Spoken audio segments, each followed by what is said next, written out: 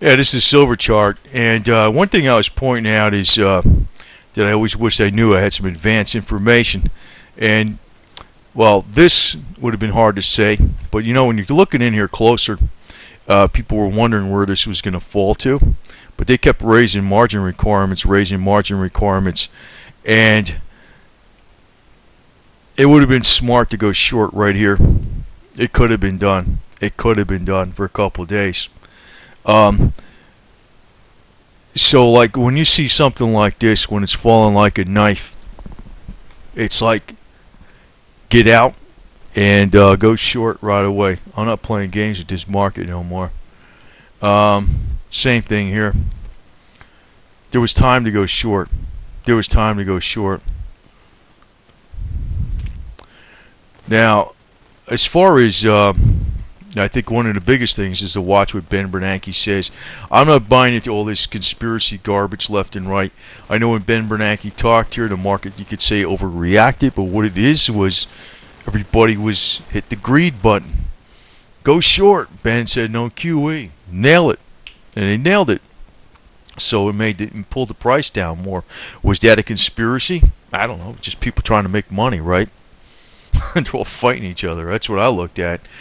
And I could say this little formation here, whatever the hell you want to call it, and that could be, you know, head and shoulders.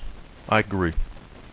I agree. And, you know, I can almost think, even though this isn't perfect, because you had this, like, fast spike here, really, this could be a double top. So, you know, I don't want to put too much faith in that, but you know what? I think there is some truth to a lot of these things, a lot of times because they're obeying the laws of nature. But we know there's a lot of bank people that have been resigning lately, and there's a lot of money going out of Italy and Spain, fleeing up to Finland, Luxembourg, Germany, and even France. And it's getting out of Italy and Spain because they're afraid of the shanky banks. And something's not right with this euro debt swap deal with Greece, and it's not complete for at least a couple weeks more. So I don't know. I'm going to tell you, I'm not using stops, but I will. If this thing starts going up like that, I'm getting the hell out of the position, and just manually.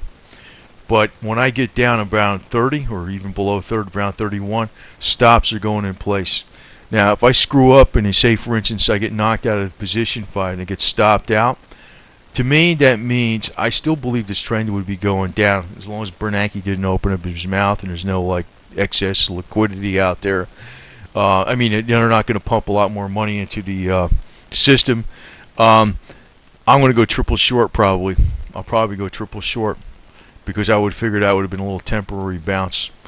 I want to point out something about these other metals. You know, here's a good one: aluminum, right? And you know, you can even say this was a double top here, even though they're not exactly even. You know, and this could have been a double top over here. Not exactly even. It could have been. It could have been. But, you know, also, this is something where I have a real beef with these silver conspiracy people. And I think they do know better. For all I know, these guys can be telling everybody to go long while they're short in the market. You have no idea what they're doing behind the scenes. You have absolutely no proof. They could be a bunch of, because I think they are total snake oil. Total. And I don't even want to mention any names, but everybody knows who the hell they are. There's a bunch of them. And I thought they're not that stupid. They're talking to like J.P. Morgan is controlling the entire market and they got this big short position. Yeah, maybe they do have this big short position. I got a short position now too, right? Thank you, J.P. Morgan. Help me out. But anyway, this thing here, this is like 2008. This is about the same time oil crashed. Same time gold, silver, all the commodities crashed. Aluminum. Did J.P. Morgan do it? No, there was a downturn in the economy. You know, people were pulling their money out of all these risk assets. Same with copper. Look what happened to copper. You know, QE got kicked back in, went back up. Not as good as silver. Yeah, I know silver outperformed copper. But, hey, it recovered a lot. It was down to a low of $1.20 a pound or something like that, and it got up to like $4.50 a pound. Wow, that's good. And QE ended and dropped, right? I mean, that's really, you know, lead, same thing, crashed, right? Zinc, it crashed, right? I mean, I about had it with these jerks, and I know they know better too. That's what I'm getting at. They do know better, and I'm the fool for listening to them. Because I do think the coins are smart, but as far as keep buying one more coin, that you're going to break J.P. Morgan's back, that's a scam and a half. I don't know what they're talking about there. Eventually, it is going to break because every time there's a downturn in the economy or something like that, they have to print more and more money, and basically devaluing the dollar, so any hard assets are going to go up. And psychologically, people still view gold and silver as money. And what these people are doing right now, because they really are a bunch of physical pump and dump people, they are pushing up the market as high as they can. So ultimately, they're going to look like a bunch of heroes, but they're going to leave the middle class holding the bag. Because as far as I know, all these guys out there, like, oh, we knew Sprott. We knew when he was selling. I mean, as far as I know, the guy could have been shorting. If he knew enough to sell here, he should have been smart enough to short, right? I don't want to pick on him too much because I noticed it's the only guy I know who's got the information on. But and obviously, even if you pick the bottom here, and you bought silver coins, or even if you went on leverage and you picked the top here, you didn't have as much of a gain.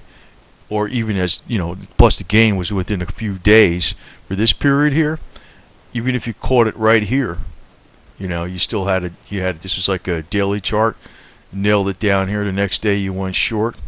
You would have caught this movement right here. And on leverage, that's a big movement. And to me, that's fairly obvious. I should have been doing this. I'm a little pissed off about, taxes and stuff like that, but I guess you know what, you still got more money. To hell with it. And again, in this area here, when Ben Bernanke opened his mouth and they say it was evil Ben Bernanke crashed silver, well, actually, it was the traders, because they all decided to get on there, feeding frenzy. They're all greed. They hit the greed button and they just shorted the heck out of the metal because they knew it would reverse direction. Was it a conspiracy? No, they're trying to make money. And as far as I know, half the silver bloggers are telling you to buy silver coins might have been doing the same thing. If they had any brains, they would be. Because this opportunity right here in this one day, or this opportunity even right here, right? Or this opportunity, like you already known what they did. So you had a day to react. You could have get on in that. Same thing here. So I'm highly suspicious of a lot of silver bloggers too, because either they're incredibly stupid, and I am stupid for listening to them, or they're playing everybody for a sucker and they're just pumping this market up. They could be shorting it too. Now I'm openly saying I'm in a short position right now. But I'm not 100% sure if this is going to go down. I don't have a crystal ball. But like in this area, you would have known. And back in April, on the second day, you would have known after the the margins were being increased. And same thing with the in April, you would have figured something was up. And right here, when Ben opened up his mouth, you would have figured it too. So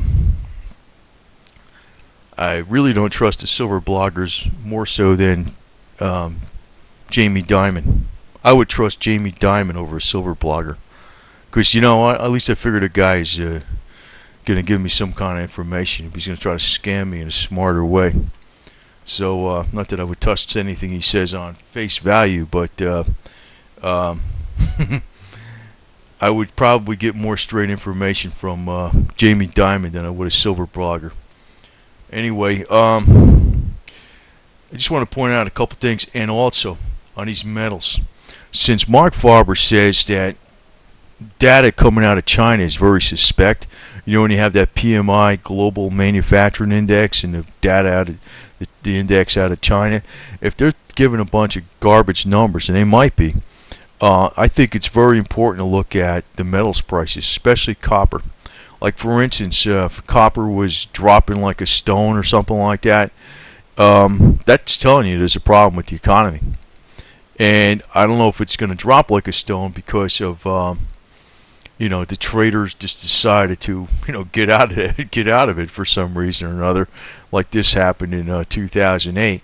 But it would be good to look at all the metal complex of the regular metals out there, industrial metals out there, and see if there's any like rapid price changes or anything like that. Because say for instance, maybe aluminum might have alerted us. I don't know, maybe that looked like that crash with oil, but or maybe nickel. This looks like it was crashing in 2007. And actually, when you're looking at this metal, it doesn't look like the economy's that great. I'm figuring there's a lot of stuff that's used, nickel's used for, because most of the nickel's usage just goes to stainless steel, and stainless steel goes in a hell of a lot of different products.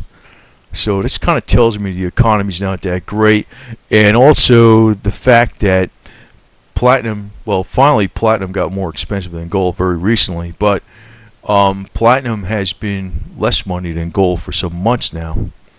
That's very odd, considering that they had a large amount of shortages coming out of, there was record usage, they had to take it out of surplus in South Africa. Something isn't adding up with that. That's telling me the economy is kind of bad. But where I say to get in along with silver on leverage is when the day that Bernanke opens up his mouth about QE, nail it then. Don't nail it, because I think when this drops, it might do something like this: bounce, drop again. If you're on leverage, you're going to get killed, or drop, then drop again. If you're, say you're long, right, you drops and it goes like that, and you think you're making money, and all of a sudden it drops down more. I would not jump in there too easily on leverage, even to go long. And as far as the short position, I'm going to be setting my stops probably around when it gets closer to 31, and I think it's going to go a lot further down though. I want to keep moving them up. Hopefully I won't get stopped out.